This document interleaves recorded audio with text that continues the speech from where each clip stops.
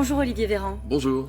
Vous considérez que se retrouver une nouvelle fois au second tour face à Marine Le Pen qui gagne du terrain, c'est une victoire? D'abord, il n'y a pas de bérénade de l'abstention. Et ensuite, les Françaises et les Français ont porté Emmanuel Macron en tête du premier tour. Une fois qu'on a dit ça, on constate aussi qu'il y a un vote important qui s'est tourné vers les partis dits d'extrême. Ce qui veut dire quoi? Ce qui veut dire que les Français ont voulu exprimer une inquiétude, peut-être même une forme de peur, ce qu'on peut comprendre dans un contexte où les crises se succèdent. La crise des Gilets jaunes, la crise pandémique, la guerre aux frontières de l'Europe avec l'Ukraine. Mais Emmanuel Macron avait dit lors de la dernière présidentielle, on se souvient, il était devant la pyramide du Louvre, il avait dit qu'en fait, il ferait baisser ce camp des colères. Nous faisons baisser le camp des colères par les réformes que nous conduisons. Ça, c'est raté pour le coup? Non, c'est pas raté pour le coup. D'abord, Emmanuel Macron est en tête du premier tour, ce qui veut dire que les Français ont exprimé aussi le souhait, pour un certain nombre d'entre eux, qu'ils puissent poursuivre 50+. Et surtout, nous attaquons aux racines de cette peur, c'est-à-dire la peur du déclassement du pays, en lui faisant retrouver plus de souveraineté industrielle, militaire, culturelle, en augmentant le pouvoir d'achat des Français. Emmanuel Macron a annoncé que dès cet été, nous allions augmenter le niveau de retraite des Français, puisqu'on va la réindexer sur l'inflation. C'est aussi regarder vers l'avenir, offrir aux Français un autre modèle qu'un modèle sombre, comme peut l'offrir Madame Le Pen, en leur faisant croire que tout va mal. C'est aussi leur montrer la place de la France dans le monde, leur montrer la transition énergétique qui est en cours. Et on va y venir sur ce qui pourrait être dit dans cet entre-deux tours. Mais quand même, cette élection, est-ce que ça va être de choisir entre le Front républicain et le Front anti-Macron? Est-ce que c'est ça ce qui se joue? Entre la France d'en haut et la France d'en bas? Ce qui va se jouer, encore une fois, c'est un modèle sociétal majeur pour les Français. Et au moins, il y a un choix qui va être clair, qui va pouvoir être exprimé dans ce débat d'entre deux tours. Parce que tout nous oppose à Madame Le Pen. Nous avons le choix de l'Europe, l'Europe qui protège, on l'a vu avec les vaccins, l'Europe qui protège, on le voit avec l'Ukraine.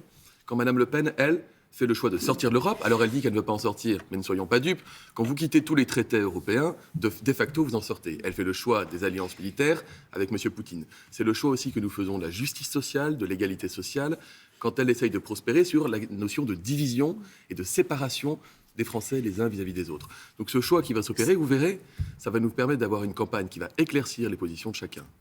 Jean-Luc Mélenchon a appelé à ne pas donner une voix à Marine Le Pen. Il l'a répété 4 fois. Déjà, ça vous suffit comme consigne? C'est assez clair? Je note que la plupart des candidats du premier tour ont appelé de façon plus ou moins limpide à voter pour Emmanuel Macron au second tour. Les électeurs de Jean-Luc Mélenchon, ils ont été nombreux dans ce premier tour.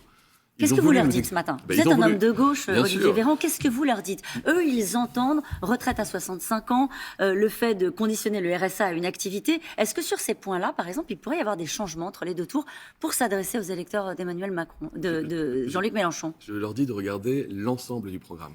Je leur dis, et ils le savent, parce que vous l'avez dit, je viens moi-même de la gauche. La première des solidarités, c'est l'emploi. Nous avons réduit d'1,2 million le nombre de chômeurs. Nous avons multiplié par 2 le nombre d'apprentis. Nous allons mener la transformation de l'école pour permettre à nos petits, non seulement d'avoir une tête bien faite dans un corps bien fait, mais aussi d'être capables de trouver leur chemin vers l'emploi demain.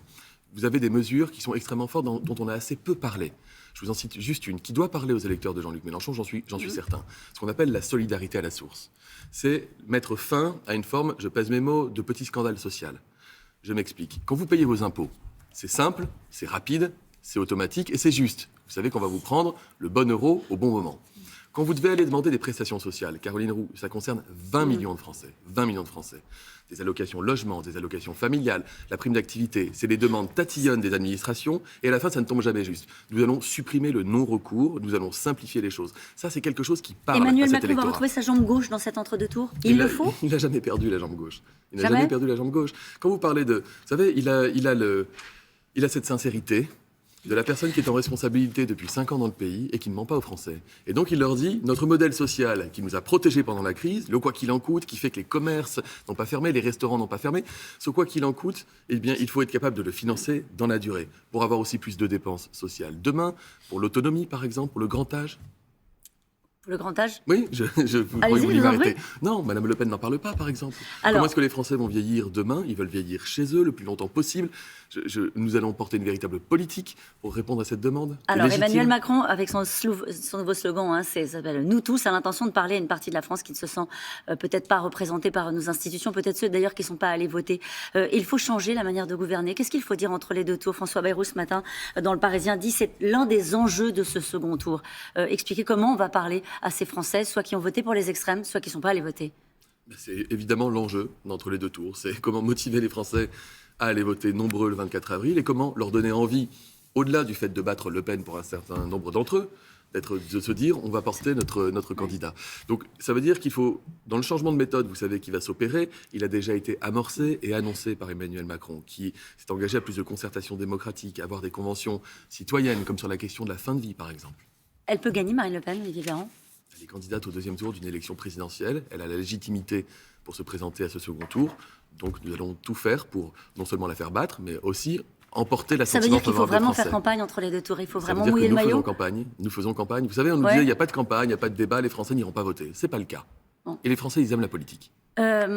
Qu'est-ce que ça veut dire inventer quelque chose de nouveau afin de bâtir une action commune? C'est ce qu'a dit hier soir Emmanuel Macron. Il pense à quoi? Un nouveau parti, une coalition, ça veut dire quoi? C'est considérer que le dépassement en politique qu'Emmanuel Macron a amorcé en 2017, quand il nous a dit « faisons de nos différences une richesse, une force pour le pays », ce dépassement, il peut se réaliser sous la forme d'un seul groupement politique qui rassemblerait les différentes composantes d'une majorité plurielle qui a montré depuis 5 ans qu'elle savait fonctionner ensemble. Donc c'est fini En Marche. Ça veut dire que les choses évoluent, rien ne se perd, rien ne se crée, tout se transforme. Merci beaucoup, Olivier Véran. Merci à vous.